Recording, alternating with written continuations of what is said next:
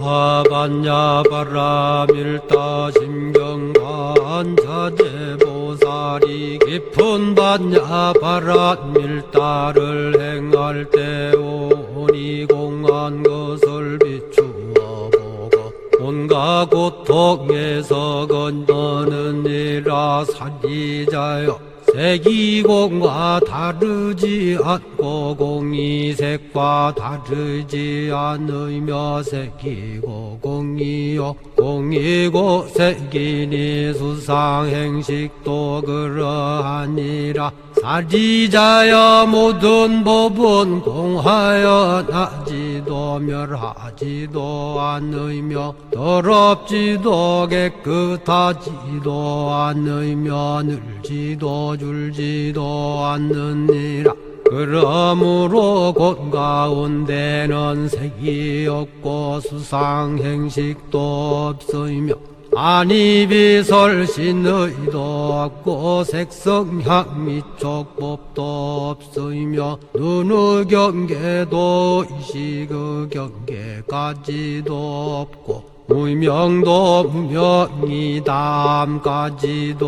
없으며 늙고 죽음도 늙고 죽음이 다함까지도 없고 고진열도도 없으며 지혜도 얻음도 없느니라. 얻을 것이 없는 까닭에 보살은 반야바라밀다를 의지함으로 마음에 걸림이 없고 걸림이 없으므로 두려움이 없어서 뒤바뀐 헛된 생각을 멀리 떠나 완전한 열반에 들어가며 삼세의 모든 부처님도 반야바라밀다를 의지함으로 세상의 깨달음을 얻느니라. 반야바라밀다는 가장 신비하고 밝은 주문이며 위없는 주문이며 무엇과도 견줄 수 없는 주문이니 온갖 괴로움을 없애고 진실하여 허망하지 않음을 알지니라. 이제 반야바라밀다주를 말하리라. 아제 아제 바라 아제 바라 승아제 모지사바 아제 아제 바라 아제 바라 승아제 모지사바 아제 아제 바라 아제 바라 승아제 모지사바.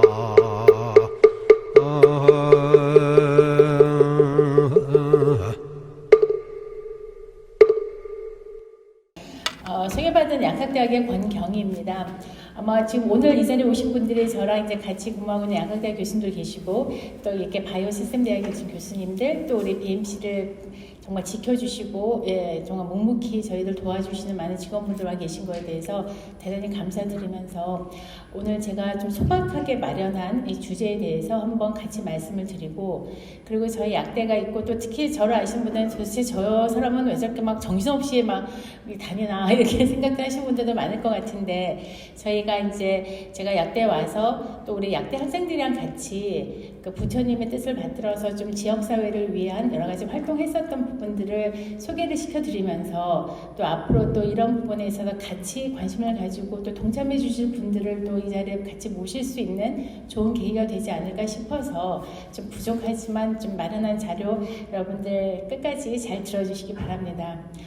오늘 제가 여러분들과 같이 공유하기로 한 자료는 그 불교와 약학이라는 대의 주제인데 여러분들 다 아시죠? 약사열애가 계시고 또 저희가 2010년도에 이제 약대가 신설약대로서 선정됨에 있어서 우리 조계송의 그 당시 총무원장님께서 엄청나게 많은 노력을 해주셨고 그 결과 저희가 그 전국에 새롭게 신설되는 15개 약대로서 당당히 저희가 이제 약사를 양성하는 대학으로서 저희가 설립을 하게 되었고 그 이후에도 저희가 나름대로 부처님의 자비를 널리 펼치기 위한 좋은 인재들 양성을 하기 위해서 저희가 많은 노력을 했었던 부분들을 오늘 간단한 사례를 통해서 말씀을 드리도록 하겠습니다. 네, 일단 현재 제가 지금 세계과에 그 학과장을 맡고 있어서 사실 그래서 정신 없다는 걸 다시 한번 말씀을 드리면서 진행을 하도록 하겠습니다. 사실 그 약사열애라는 부분에 대한 부분은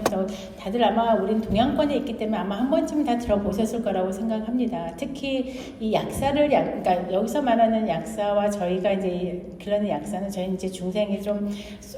뭐랄까 좀 협의의 부분이 있을 수는 있겠지만 똑같은 이제 한자를 쓴다는 점에서 저희 약대에 있는 이제 저희 입장에서는 굉장히 감사하면서도 항상 우리가 약사열애의 그 깊은 뜻을 어떻게 현실과 이렇게 접목시켜서 또 약대 학생들이 이런 약사로서의 긍지와 자부심을 가지고 그 우리나라 많은 국민들의 건강과 복지를 살필 수 있는 그런 능력자로서 이게 단순히 지식적인 수준뿐만이 아니라 소명감을 가지고 사회에 나가서 약사로서 활동하고 부처님의 여러 가지 뜻을 잘 펼칠 수 있도록 하는 부분에 있어서 저희가 한번 아마 여기 계신 약대 교수님들이 다 신경을 많이 쓰시고 있다는 걸 말씀을 드리겠습니다.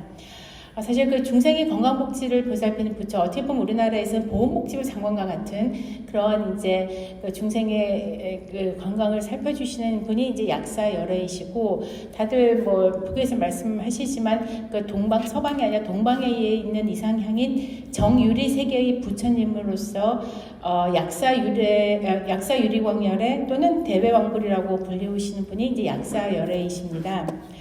이 이름에서 이제 알 수 있듯이 우리 그 중생들의 질병의 고통에서 구제해주는 부조로서 이제 묘사되기도 하고, 또 우리가 이게 동양 미술 여기서 보면 조형 예술로서 표현될 때는 이제 대체로 한 손에 보시는 것 같이 구슬 또는 이렇게 상자, 약합 같은 것을 들고 계시는 부처님이 이제 약사열애가 되시겠습니다. 결국 우리 약사열애께서는 우리 인류의 모든 질병, 중생의 질병을 치료해 주시고 또 온갖 번뇌를 없애주시면서 나아가서는 그 무질병까지 고쳐주시는 인간 생활 전반에 이익을 주는 열애로서 굉장히 오랫동안 우리나라 토속 또 약사신앙으로서 또 자리 잡았던 데 큰 역할을 해주신 분이 우리 약사열애시겠습니다. 사실 제일 유명한 이제 금동 약사열애 입상을 사진을 제가 가져왔는데, 이제 항상 보시면 한쪽 손에 뭔가를 들고 계시는 분이 여러 부처들 중에서는 이제 약사열애가 되시겠습니다. 저희 사설에서 이제 약사부를 모시거나 이제 약사경을 읽으면서 재액을 소멸하고 또 소원을 성취하는 기도의 법회의식을 우리가 약사도량이라고 하는데요. 특히 그 약사열애가 그 중생의 아픔과 슬픔을 치료하고 또 재앙을 소멸시키고자 이제 12가지의 대원력을 세운 것을 근원으로 삼고 있는 것이 이제 약사도량이라고 말씀드릴 수 있겠는데, 일단 우리나라의 약사 신앙은 이제 삼국시대부터 시작이 되어서 그 내세 신앙의 미타 신앙 현세기 관음 신앙과 더불어서 가장 널리 수용이 되고, 또 항상 보시면 이제 약사경을 읽음으로써 내가 현실에서 이제 있는 여러 가지 어려움을 이제 구원해 주시는 부처님으로서의 의미가 굉장히 강하다고 이제 말씀드릴 수가 있겠습니다. 자, 그래서 우리 약사신앙의 역사는 사실 신라시대부터 이제 고려시대를 이어서 조선까지 굉장히 많이 이제 이어져 나오고 있는데, 제가 오늘 이제 약사열애에 대해서 먼저 모두에 이제 말씀을 드리는 이유는, 결국 우리는 이제 약사열애의 희망은 이제 중생을 여러 가지 고통과 어려움 또 질병으로부터 구해준다는 큰 대의명분에 있어서 우리 약학대학에서 길러내는 약사들 또 각자의 연구를 하고 계신 교수님들이 그러면 우리가 약사열애가 뜻하시는 여러 가지 바를 얼마만큼 저희가 현실화시킬 수 있느냐라는 부분에 대해서 한번 제가 생각을 해보려고 이렇게 좀 자료를 좀 준비를 해왔습니다.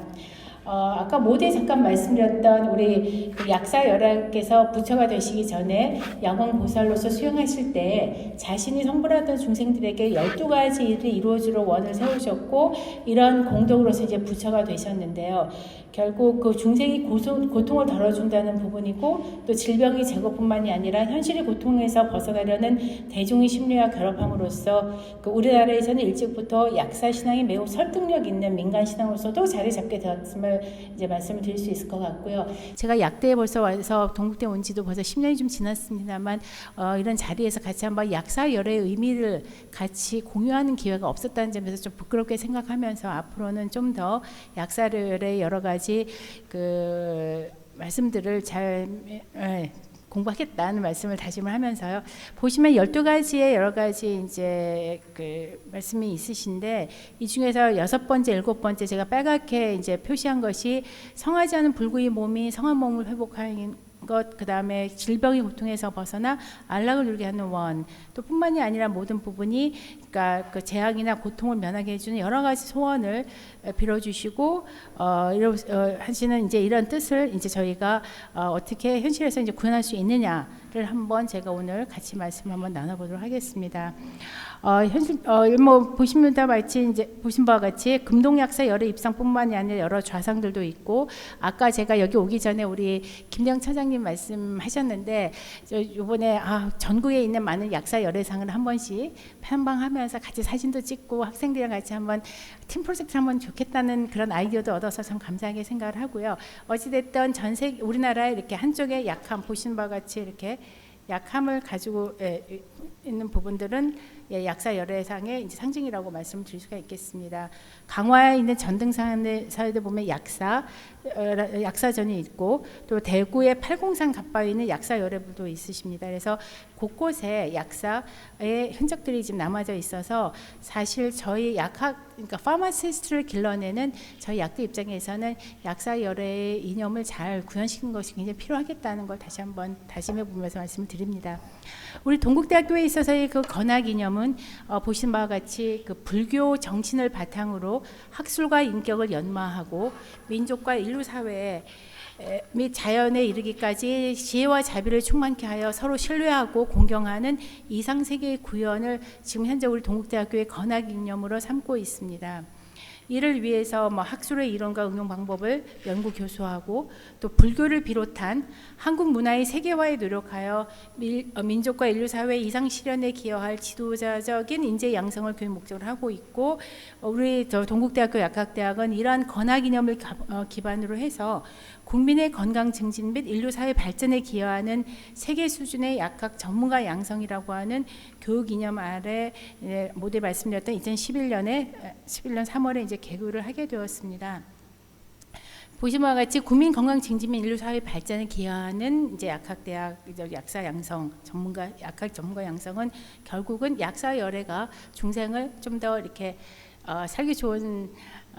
세계로 만들기 위해서 많이 노력해 주신 부분이 같이 담겨져 있다라고 생각을 합니다. 그래서 약학 교육에 있어서 부분은 이제 그 아무래도 보건산업 발전과 인류 건강 증진에 기여하는 약사 양성이라는 부분이 있고 교육 목표들은 이게 저희가 만들어져 있는데 중요한 것은 저희가 이제 보통 저희가 약학 대학 하면 저희가 신약을 개발하고 물질적인 부분을 갖다 개발 연구하는 부분에 있어서 저희가 탤런트가 있고 또 졸업하는 모든 분들이 이제 그런 업무를 많이 한다고들 생각을 많이 하시는데 의외로 저희는 그 소위 말하는 그 약과 같은 유형의 것이 아니라 무형의 서비스를 갖다 제공하는 약사의 중요성도 굉장히 많이 강조되는 사회에 살고 있고 앞으로 그것의 중요성은 더 강조해도 지나침이 없다라는 걸 말씀을 드릴 수 있을 것 같습니다. 그게 곧 결국 또 우리 약사 열애상의 뜻을 저희가 받드는 게 아닌가라는 생각도 합니다. 그래서 일단 오늘 이제 제가 모두 약사 열애상에 대해서 약사 열애님 부처님의 여러 뜻을 말씀을 드렸는데 이제부터는 저희가 이제 약대, 전 현실적인 동국대 약대 그리고 또 제가 생각하고 있는 우리 약사들, 파마시스트의 양성과 관련되어서 우리가 어떻게 저희가 그러니까 교육이나 아니면 앞으로 연구나 많은 부분에 있어서 저희가 역할을 하고 있는지 이게 약사 열애의 뜻과 어떻게 매치가 된 것인지에 대해서 한번 같이 살펴보기 위해서 자료 슬라이드를 몇 가지 가지고 왔는데요. 보신 바와 같이 한자가 있어서 저희가 약사 이제 두 가지를 쓰고 있는데요. 약사 그러니까 앞에 나오는 일사자는 이제 pharmaceutical affairs 해가지고 약과 관련되어 있는 많은 업무들. 그러니까 옆에 슬라이드 보시면 여기 pharmaceutical affairs라고 나오죠. 그러니까 뭐냐면 약과 관련되는 모든 업무들을 저희가 주관해서 주도적으로 이끌어 나가는 사람들이 바로 이 약사 pharmacist라는 부분들인 거고 사실 약사 열애께서 하시는 많은 유형과 무형의 많은 업무들 중에서 현실적으로 중생에서는 우리는 저기 눈에 보이는 물질을 생산 연구 개발하고 그래서 환자에게 투약함으로써 생길 수 있는 어떠한 에러를 줄일 수 있는 부분에 대한 이런 여러 가지들을 이제 저희 쪽에서 좀 진행을 하고 있는 부분들이 있는데요. 우선 저희가 그 약사의 업무, 그러니까 그 약사들이 해야 되는 업무들을 저희는 이제 주로 의사들은 이제 의료인으로서 의료법에 의해서 관리 감독이 되는 이제 전문이라고 한다면 저희 약학대학은 약사법이라고 하는 그때의 약사는 요 약사가 아니라 요 약사입니다. 그 Pharmaceutical Affairs 관련된 약사법의 관리 감독을 받으면서 일반적으로 약과 관련된 모든 업무는 일반인들에게는 하지 못하게 금지되어 있는 사항들을 이 파마시스트에게만 특별히 가능하게끔 함으로써 의약품의 사회적인 부작용을 좀 줄일 수 있고 최적화함으로써 많은 분의 건강을 이제 지킬 수 있는 좋은 약을 만들어서 생산 공급할 수 있게끔 하는 것이 이제 약사법이 가진 기본적인 취지라는 부분을 이제 먼저 말씀을 드리고자 합니다. 그래서 보통 이제 제가 잠깐 말씀했지만 약학하면 항상 약학 뒤에 나오는 약학 기술에 관련된 사항들이 많이 강조되는데 현실적으로 우리 그 약대에서 양성하고 있는 우리 파마시스트들은 기본적으로 의약품의 제조, 그 다음에 조제, 여러분들 처방전 가지고 약국에서 조제하시는 행위, 그 다음에 각각의 의약품에 있어서 물질들에 대한 품질에 대한 감정, 뭐 품질 관리, 그 다음에 의약품을 그 제약회사에서 아무리 좋은 컨디션에서 약을 잘 만들었어서도 유통 과정을 통해서 약국을 통해서 환자에게 처방전에서 조제될 때까지 의약품의 품질이 저하되지 않게끔 관리하는 것도 우리 약사들의 역할이라는 걸 말씀을 드립니다. 또 특히 우리나라에서 제조 공장이 있어서 의약품을 만들어서 이제 투약하는 경우도 있지만 해외에서 의약품을 만들어서 갖고 들어올 때 그것도 적법한 절차와 그리고 우리나라 국민들에게 맞는 의약품인지를 갖다 확인하고 저기 절차를 밟아서 판매 승인을 받는 수입과 관련된 업무에 있어서도 수입 관리 책임자로서의 약사의 역할이 굉장히 크고 그리고 약국에서 뭐 여러분들 처방전 가지고 조제를 하시기도 하고 또 처방전 없이 의약품을 구매도 하시지만 어쨌든 그 약국에서의 약사들이 아마 여러분들이 제일 많이 보시는 이제 그런 업무를 하고 계시는 분들이라고 이야기를 할 수 있겠습니다. 자, 그래서 제가 오늘 이 슬라이드를 통해서 말씀드리고자 하는 가장 큰 요지는 과거에 제가 약학대학을 다닐 때는 이제 4년제 약대로서 이제 주로 저희가 배웠던 내용들이 그 의약품이라고 하는 물질 중심에서 아까 모두 말씀드렸던 생산, 품질, 유통, 수입, 그 다음에 이런 부분들의 것들이 이제 굉장히 많이 강조가 되었던 업무들이었다면 제가 6년제로 이제 약학 교육이 바뀌면서 사실은 종래의 물질 중심에서 이제 환자 중심의 약학 교육으로서 지금 많이 전환이 되고 있다. 라는 부분들을 조금 같이 말씀을 좀 드리고 싶고요. 결국은 이 메디케이션 에러라는 부분을 최소화할 수 있는 데 있어서 필요한 부분들을 저희가 지금 많이 강조하기 위해서 사실 6년제가 만들어진 부분들인데 아직까지 현실적으로 물질에서 환자 중심으로 많이 시프트는 하지 못했는데 저희는 이제 약대생들을 통해서 그 환자 중심의 약사 업무에 대해서 같이 생각해 보는 부분들을 이제 같이 공유한 걸 뒤에 제가 슬라이드에서 말씀을 드리도록 하겠습니다. 그래서 일단 중요한 것은 약사들은 물질과 사람을 중심으로서 생각하는 두 가지를 전공을 하고 있는 좀 특수한 직능이다라는 부분을 저희가 좀 말씀을 드리고 싶고요. 그래서 아무래도 지금은 이제 신약을 개발하고 의약품을 만들고 하는 부분들은 이제 약사의 역할보다는 주변에 있는 이제 유사 전공 분들도 많은 분들이 제약 산업에 오셔서 많은 업무들을 하고 계신다라는 걸 말씀을 드릴 수가 있겠습니다. 자, 그런데 이제 저희가 대부분 이제 약사하니까 약과 관련된 업무들만 생각하시는데 아까 저희 약사 열애상에서 보시면은 왼손에 이렇게 그 약 한 분 가지고 계신데 옛날에는 사실 약이라는 거 천연물로부터 물질을 추출을 해서 환자들에게 아니면 중생을 위해서 사용을 했었다면 현재는 그게 약뿐만이 아니라 메디컬 디바이스라고 하는 의료기기도 사실은 약사 열애께서 요즘에 이제 환생하신다면 분명히 많은 부분에서 활용을 하실 거라고 생각이 들고 또 그러한 부분에는 뭐 의약품, 의료기기, 화장품, 건강기능식품 또 요즘 새로 나오는 메디컬 푸드까지 많은 이렇게 물질적인 부분을 하나의 도구로서 중생을 구원하기 위해서 사용하는 부분에 있어서의 저희 약사들이 다양하게 활동하고 있음을 이제 오늘 말씀을 드리는 거고 또 한 가지 중요한 거는 아까 이 BMC 캠퍼스에는 저희 약학대학뿐만이 아니라 바이오시스템 대학도 있고 또 의과대학, 한의과대학 다 같이 모여서 뭔가 인류의 질병을 구원하고 좀 건강한 삶을 영위하는 데 필요한 모든 인프라가 여기에 다 구축이 되어 있기 때문에 저희는 약사 열애이시긴 하지만 그러니까 더 나아가서 어쨌든 중생을 구원하기 위해서 하는 많은 좋은 제품들을 개발하고 연구하는 데 있어서 다 같이 협업이 필요한 부분들이 있다는 것을 사실 말씀을 드리고자 합니다. 이건 조금 다시 한번 기분 전환을 하기 위해서 말씀을 드리면 저희가 보통 이제 의약품의 밸류 체인이라고 해서 의약품을 개발해서 그 허가를 받아서 시판하기까지에 있어서의 이제 모습들이 이제 도식화되어 있습니다. 보시면 아시겠지만 사실 신약을 하나 이렇게 좋은 신약을 만들어서 시판을 한다는 것은 굉장히 어려운 과정이라는 것이 기간도 오래 걸리지만 신물질이라고 해서 거의 8,000개의 그 신물질 신약 후보 물질들이 결국 식약처의 허가를 받아서 시판되는 것은 하나밖에 없을 정도의 굉장히 희소한 확률로서 제품들이 만들어지고 있기 때문에 그 안에 들어가는 노력이라고 하는 것은 어마어마하고 돈도 많이 들어가는 과정이라고 하겠습니다. 그래서 사실 저희 약학대학에 계시는 많은 교수님들은 이제 리서치 앤 디스커버리 그 다음에 거의 비임상 쪽에 이제 많은 분들 전문가들이 계시는데 제가 이렇게 점점 이렇게 해가지고 표현해서 온 것은 이제 저희 약대가 신설 약대로서 학부에 이제 학생들이 한 30명에서 35명 정도의 숫자밖에 없지만 사실 약대에서 커버해야 될 그 내용들은 이렇게 홀 스코프 그러니까 뭐냐면 개발해서 신약을 개발해서 사람에게 쓰기 전에 동물에서의 안전성 검토를 하고 또 사람에게 적용해서 얼마만큼 약용량과 약효가 어떤지를 살펴보고 허가를 받아서 관련 자료를 이제 규제 기관에 내서 허가를 받고 허가를 받았다고 해서 다 끝나는 게 아니거든요. 허가를 받은 다음에 그 의약품으로서 미처 연구 개발하는 동안에 허가를 받는 동안에 알지 못했던 부작용 같은 것이 있게 되면 그런 부분들에 대한 거 또 우리가 허가 받을 때는 하나의 약에 대해서만 우리가 검토를 하지만 시판이 되고 나면 실질적으로 우리가 약을 뭐 두세 개는 같이 먹는 거는 뭐 빈번한 일이고 뭐 연세 드신 우리 저희 아버님 같으면 10개도 넘는 약들 드실 때 생길 수 있는 여러 가지 부분들은 굉장히 다양하게 연구가 이루어져야 되는 부분들이 있습니다. 그래서 저희가 약사의 뜻을 살펴서 저희가 사실 약사가 해야 되는 아까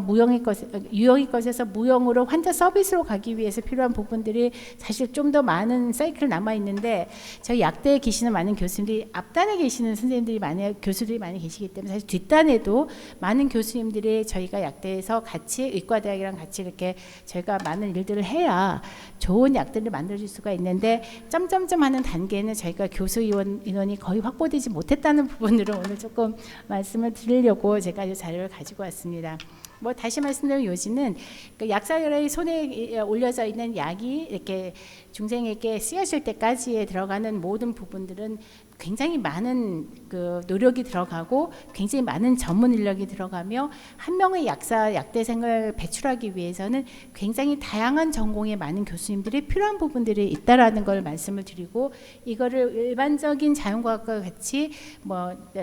소수의 정예부대로서 모든 스코프의 약자 교육을 하기는 좀 어려운 부분이 있다는 것을 꼭 말씀을 좀 드리고 싶습니다. 자, 그러면 의약품이 갖춰야 할 조건, 뭐 다 여기 BMC 캠퍼스에 계신 분들이 다 아시겠지만 사실은 의약품에 있어서의 제일 중요한 건 이제 안전성이 제일 문제가 되겠죠. 어떤 거라도 그게 위해적 요소가 있으면 안 되는 부분들. 그리고 그다음에 효과가 있어야 되겠죠. 가끔 신약을 갖다 개발하기 위해서 많은 걸 하다가 뭔가 약효가 기대했던 약효를 입증하지 못한다면 저희가 그거를 뭐 건강기능식품이든 뭐 기타 다른 제품으로서 시판되는 경우도 있지만 결국 그럴 때에도 저희가 간과하기 쉬운 것은 이제 세이프티도 컨선 부분이 좀 있겠습니다. 자, 그리고 아무리 효과가 안전하고 효과 있는 제품을 만든다 하더라도 결국은 의약품의 품질 보증에 있어서의 부분이 또 굉장히 문제가 되는 부분들인데 그래서 저희는 이제 의약품이 갖춰야 할 조건을 이제 이렇게 저희가 세 가지로서 저희가 디파인하고 있고 각각에 대한 많은 전문가들이 사실 필요한 부분들이고 여기 BMC에 계시는 바이오 시스템 대학 교수님들도 이 세이프티 그다음에 에피커시에 대한 뭐 이런 부분들도 사실 전문가들이 계셔서 저희는 같이 콜랩을 통해서 이제 물질 개발을 하는 것은 이제 해야 될 부분들이라고 생각은 하고는 있습니다. 자, 그런데 이제 의약품에 있어서의 부분이 우리가 그 의약품을 개발함에 있어서 세이프티, 에피커시, 퀄리티 부분을 갖다 저희 입증하게 되면 결국 이것들을 규제 당국자로부터 그러니까 식품의약품 안전처로부터 판매 허가를 받아야 되는 거고 거기에 들어가는 많은 이제 이런 기준들이 이제 저희가 미처 생각하지 못하는 여러 가지 규정들, 레귤레이션을 이제 받게 그러니까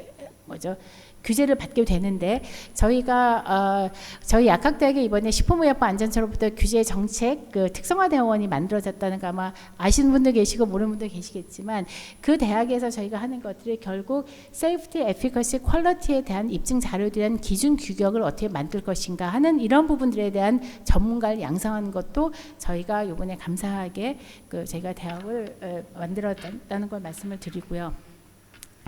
이거 아마 보신 분이 계실지 잘 모르겠습니다만 아까 그렇게 만들어진 제품들이 소비자 맨 끝단에 있는 환자에까지 가려면은 다양한 이 채널을 갖다가 거쳐야 됩니다. 그게 이제 아무래도 의약품의 품허가를 받은 것을 가지고 생산하는 자가 있을 것이고 또 국내 제약 그러니까 생산 공장이 없을 경우는 해외로부터 만들어서 수입하는 자가 있을 것이고 이렇게 되는 약들은 도매상을 거쳐서 우리 약국에 가게 되고 그리고 의료기관에서 같이 환자들 치료를 위해서 지금 사용이 되는 부분들이 있습니다. 요 제가 그 별표를 한 부분들은 이 의약품의 공급 채널, 공급망에 있어서 반드시 약사들이 같이 있어야 되는 부분들에 대한 것들을 이제 이런 표시들을 하게 있습니다. 그러면 이제 다시 말씀드리면 저희가 약대 정원이 30몇 명밖에 안 되지만 사실 의약품의 공급 채널에서 활동을 해야 될 좋은 인재를 양성하기 위해서는 다양한 전공의 분들이 이제 필요할 것이다라는 것을 사실 조금 말씀을 드리면서 결국 이것이 뒷받침이 되어야 우리가 좋은 약으로서 중생을 구원할 수 있는 뭔가를 좋은 툴을 받는 것이 아닐까라고 말씀을 드릴 수가 있겠습니다. 어찌됐든 여러분께 이제 하나 말씀드리고 싶은 것은 좋은 약이 있다 하더라도 결국 중요한 것은 약사법에 따른 판매 허가를 받아야지만 우리가 시장에서 유통될 수 있다라는 부분들이 좀 있고요. 이것은 사실 전통적인 이제 우리가 그동안 해왔던 약사들의 업무가 되겠습니다. 자, 그러면 이렇게 만들어진 약을 가지고 우리가 그러면 지역사회를 위해서 어떻게 컨트리뷰션 할 수 있을 것인가를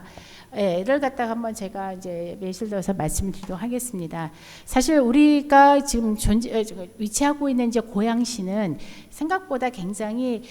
다른 지역에 비해서 굉장히 멋진 곳입니다. 그러니까 다시 말씀을 드리면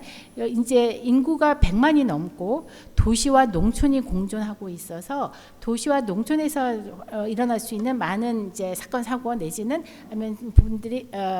질병 패턴들도 나타나고 있는 것이 이제 고양시 특징이라고 말씀드릴 수가 있겠고 그리고 또 삼성 지축에서 또 고양시의 문화관광지 뭐도 만들고 테크노밸리도 하고 있고 그래서 사실은 안정적인 인구들이 유지가 되지만 계속해서 100만 이상의 특고로서 인구 유입이 계속해서 증가가 되고 있는 도시이기도 합니다. 그런데 이런 발전적인 그 고양시의 지역 특성을 갖다가 이면에 굉장히 고령화로 인해서 노인층이 굉장히 급증하고 있고 또 우리 고양시에는 많은 독거노인들이 이제 있게 됩니다. 그래서 우리가 아마 BMC 캠퍼스에서 그 어르신들에 대한 요양원이나 이쪽 관련된 요양시설에 대한 계획이 있으신 걸로 알고 있습니다만 그런 부분에 있어서의 뭔가 좋은 서비스를 하기 위해서는 각종 많은 이제 연구들이 좀 필요한 부분들인데 아쉽게도 아직까지 우리가 6년제로 바뀌긴 했지만 보시는 바와 같이 다제약제라고 하는 여러 약물을 동시에 사용하는 이제 이런 부분에서 일어나는 여러 가지 약과 관련된 문제점, 그러니까 의약품의 오용이라든가 남용이라든가 하는 이제 여러 가지 것들에 관련된 약료 서비스 사업이 생각보다 고양시에서 이루어지지 않고 있는 부분들이 저희가 파악이 된 부분들이 좀 있습니다. 그래서 그 고령층과 같은 취약계층의 이제 약과 관련된 여러 가지 문제에 노출이 쉽게 되기 때문에 저희는 이제 취약계층을 대상으로 하는 이제 교육의 필요성들을 약대에서 많이 강조해서 제가 약대 학생들과 같이 단연간 이제 여러 업무들을 진행한 바가 있습니다. 그래서 저희가 이제 아마 들어보신 분은 아시겠지만 링크 사업단에서 리빙랩 지역사회와의 컬래버를 통해서 뭔가 지역사회를 좀 더 좋게 베터 스테이터스, 그러니까 뭐 좀 더 나아지게 하기 위해서 저희가 이제 리빙랩을 단연간 저희가 진행을 좀 해온 부분들이 있는데 오늘은 이제 여러분들께 이 리빙랩을 하면서 진행했던 또 우리 이쪽 지역사회에서의 문제점들을 해결하기 위해서 어떤 과제들이 있는지에 대해서 같이 한번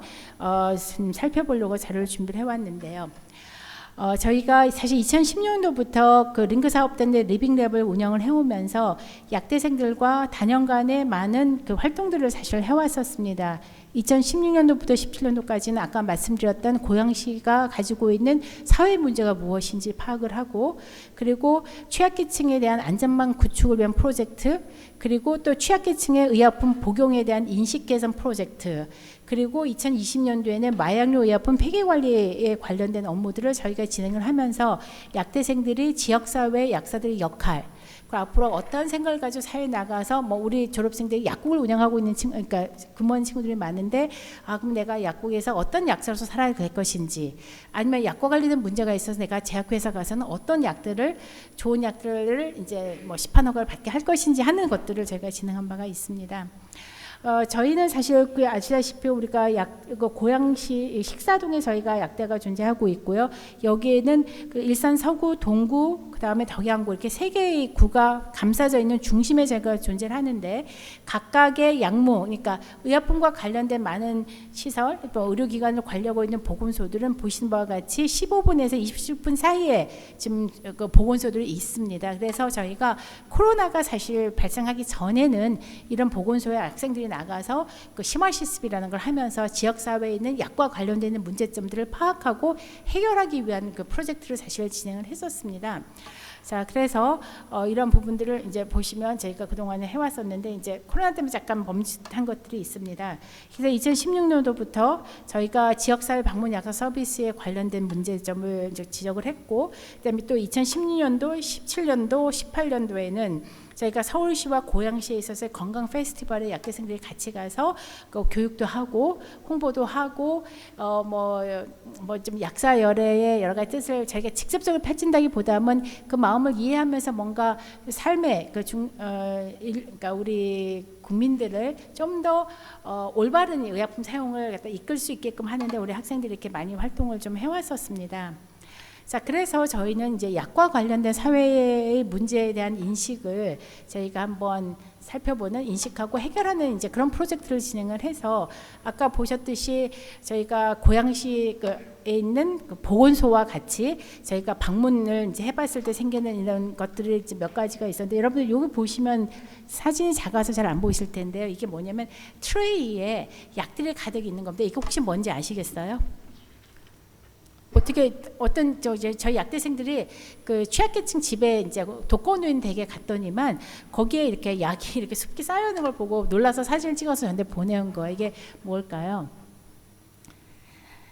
여러분들 아시죠? 약국 가면 저희가 약을 갖다 약사들이 처방전에서 조절할 때 한 포씩 조절해 주시잖아요. 그럼 약사들이 한 포 한 포를 저희가 정말 이름도 넣고 복용법도 넣으면서 이렇게 잘 조절하기 위해서 한 포 한 포 정성스럽게 싸서 이제 환자들 집에 보내드리는데, 이분은 너무나 특이하게 약국에서 이렇게 조제해 온 것을 집에 와서 다 가위로 뜯어가지고 이 트레이에다가 다 부어서 본인이 하나씩 집어가지고 드시고 계시더라는 거예요. 굉장히 놀라운 사실이었거든요. 뭐 이것뿐만이 아닙니다. 그리고 또 밑에도 보시면은 가서 학생들이 가서 그 댁에 계시는 독거노인들이 계신 집에 약 드리는 걸 다 끝내다가 이게 유효기간이 지났는지 어쨌는지를 다 저희가 살펴보는 이제 그런 업무들을 하면서, 학생들이 학교에서 그 교과서적으로 저희가 배웠던 내용들을 실질적으로 갔더니 이런 어마어마한 일들이 벌어지고 있다라는 것을 몸소 체험해서 오는 이제 이런 부분들이 좀 있었습니다. 그러니까 다시 말씀을 드리면, 저희가 약대 이제 5학년까지는 교과서적으로 이제 수업을 한다면, 사실 약대에서 배웠던 이런 지식들이 그 현장 실습을 통해서 나가서, 우리는 보통 약국에서 그러잖아요. 처방전을 조절해서 환자 손에 꼭 잘 이제 들려서 집에 보내면 일단 소임을 다 했다고 생각을 하는데, 실질적으로 환자들은 그 약을 가지고 저기 집에 갔을 때는 뭐 자기 마음대로 쓰고 있는 이제 이런 문제점들이 생겼던 겁니다. 그래서 이제 저희가 조사를 해봤더니 본인이 복용하는 약물을 잘 알지도 못하시고, 그리고 또 복용하는 약들에 대해서 좀 뭔가 자기 아까 보시는 바와 같이 이렇게 트레이 이렇게 하나 묶어놓은 거는, 쏟아서 복용하시는 거는 조제해준 약사를 믿지 않는다는 결과인 거거든요. 자, 그래서 저희가 여러 가지 약물과 관련된 문제가 있지만, 그래서 여기 갔더니 이제 학생들이 뭐냐면, 교수님 갔더니 약이 다 섞여 있는데 이게 무슨 약인지 모르겠어요. 뭐 그런 것들. 그러면 저희가 식별 코드라는 걸 해가지고 약을 다 이제 조사를 해야 되는데, 아마 여러분들 인터넷 들어가서 약을 내가 복용하는 약이 뭔지 알기 위해서 코드 넣고 오는 거 혹시 해보신 적 있으세요? 근데 생각보다 시간이 많이 걸립니다. 뭐 글자도 넣어야 되고. 그래서 저희가 이제 생각한 것들이, 이 약을 좀 더 빨리 무슨 약인지를 파악할 수 있는 거가 참 필요하지 않을까 하는 생각을 하게 된 이제 계기이기도 하고요. 그래서 저희가 또 이제 이렇게 혼자 계시는 독거노인들 또 집에 계시는 분들이 케어를 받는다 하더라도 약과 관련된 여러 가지 문제점이 많고, 그리고 보건복지부에서 보면 이제 커뮤니티 케어라고 해서 이제 환자들이 국민들이 이제 병원에서 돌아가시지 않고 보통 자기가 생활하고 있는 곳에서 생활하시다가 생을 마감할 수 있도록 커뮤니티에서 돌봐주는 이제 커뮤니티 케어라는 이제 사업들을 이제 진행을 하고 있는데, 이제 이런 부분들에 있어서 사실 고양시가 초기에는 사업에 크게 약사들이 관여를 하고 있지 않았던 문제점들을 저희가 파악할 수도 있었습니다. 그리고 또 약에 대한 인지도, 또 복약 순도를 그러니까 복약을 잘 할 수 있게끔 약사의 지시나 의사의 지시를 잘 따를 수 있게끔 한 것을 위한 인식 개선에 대한 문제점들을 저희가 이제 파악을 한 바가 있고요. 자, 그래서 저희가 이제 프로젝트를 어떤 걸 개발했냐면 나달 식별 서비스를 한번 저희가 만들어 보겠다고 포부를 가지고 한번 진행을 해본 적이 있었습니다. 왜냐면 저희가 일일이 찾는 것보다 스마트폰으로 딱 사진 찍어서 이게 무슨 약이다 알면 좋겠다 해가지고 저희가 사실은 이제 나달 식별 서비스를 한번 프로젝트를 해보겠다고 진행을 했었었고, 그리고 여러분들 했었는데, 저희가 소규모로 하는 것보다는 이제 국가 프로젝트로 하면 좋을 것 같아서 마침 그때 시각처의 과제가 나와서 한번 어플라이 했는데 아쉽게도 저희가 떨어졌어요. 근데 그래서 저희가 3년이 지난 지금 이제 결과가 나와서 저희는 솔직히 이 서비스를 실질적으로 써봐야 되는 입장이다 보니까 이 서비스가 있으면 좋겠다 생각을 해가지고 저희가 찾았는데,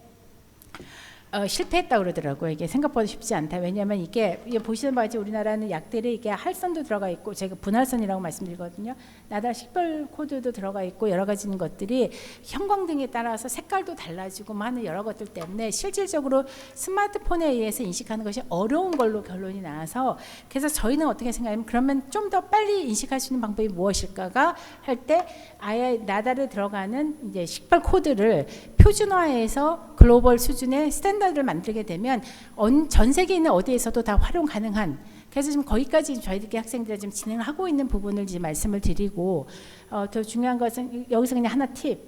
우리나라에서 판매되고 있는 모든 캡슐과 모든 정제는 다 보시는 바와 같이 식별 코드라고 하는 이 아이디가 다 들어가게 되어 있습니다. 근데 이 아이디가 어떤 표준화된 앞에 세 글자는 뭘 의미하고 이런 것이 아니라 회사에서 임의로 넣는 것들을 그냥 이렇게 데이터베이스화를 했기 때문에 검색할 때 굉장히 시간도 많이 걸려 어려운 부분들이 좀 있어서, 이것을 표준화해서 글로벌리 하게 되면 저희가 또 나름대로 국가 주도에 우리 세계를 주도할 수 있는 뭔가 할 수 있지 않을까, 이제 이런 부분들인 거고요. 자, 그래서 이제 이런 부분들을 저희가 하고 있고, 자, 그리고 이제 그거는 이제 결국 중생의 건강을 살피는 약사열의 원력을 이렇게 실천하는 방법이 아닌가라고 생각을 하고 있고, 또 이제 교육과 홍보 프로그램 된 부분들은 의외로 환자들이 잘 모르고 있는 부분들이 조금 있습니다. 자, 그래서 아까 말씀드렸던 방문 양료 서비스를 약대생들만 가니까 약과 관련된 문제를 알 수가 없는 부분들이 생기는 거죠. 그래서 약사님들과 같이 가는 이런 서비스들, 그 다음에 무엇보다도 약이 어떻다라는 것에 대한 안전 사용에 대한 교육들,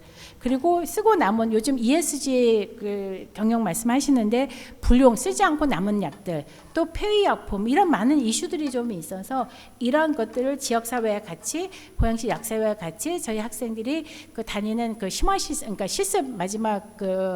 6학년 때 실습과 또 이제 저희가 약국 관리학 수업에 하는 캡순 수업을 통해서 저희들이 이런 부분들을 이제 학생들을 교육을 시키고 있다는 걸 말씀을 드립니다. 시간이 좀 많이 지나가서 빨리 말씀을 드려야 될 것 같은데요. 일단 그 다음에 저희가 2020년도에는 아까 보여드린 것 같이 마약류 의약품에 대한 폐기 관리 개선에 대한 리빙랩을 저희가 진행한 바가 있습니다. 이것은 이제 여러분들 아마 집에서 쓰시다가 남은 약들을 저희가 원칙은 처방전에 의한 조제 의약품은 뭐죠? 처방전에서 환자가 의사가 환자의 상태를 보고 딱 필요한 복용 기간을 정해서 약을 정해주게 됩니다. 그러면 사실 이론적으로는 약이 집에 남으면 안 돼요. 그런데 아까 같이 막 마음대로 드시고 있는 것들이 많고, 또 드시다가 뭔가 속이 쓰리다 하면 약을 안 드시게 되는 부분들이 생기면 약이 집에 남게 되는 거죠. 그래서 이제 그걸 저희가 수거하는 부분들을 이제 서비스를 나라에서 하고 있는데, 그 중에서 특히 문제가 되는 것이 마약류 의약품입니다. 굉장히 디폴트로 저희가 처방전에 되는 약들 중에 향정신성 의약품이라든가 마약류 의약품들이 생각보다 많이 있는데, 그것들이 특히 이게 펜타닐이라고 하는 마약성 진통제 같은 것들이 특히 암 환자 같은 경우에는 3개월치를 처방을 해줬는데 그 중에서 쓰지 않고 남은 것들이 있다. 이렇게 되면 어떻게 되죠? 집에서 남게 되고 그것을 그러니까 그냥 돈 받고 파는 경우들도 생긴다는 거죠. 그래서 이걸 효율적으로 수거하는 것이 굉장히 전 세계적인 이슈가 돼서 보신 바와 같이 이거는 미국에 있는 약국입니다. 2019년도에 저희가 약대 학생들 10명, 15명을 데리고 LA에 가서 우리 둘라 캠퍼스에서 특강도 받고 그 주변에 있는 도매상도 가면서 이 마약류 폐기에 대한 실태 조사도 저희가 한 적이 있습니다. 자, 그래서 이제 외국의 상황과 또 보시는 바와 같이 이게 우리나라에서 하고 있는 폐의약품 수거함인데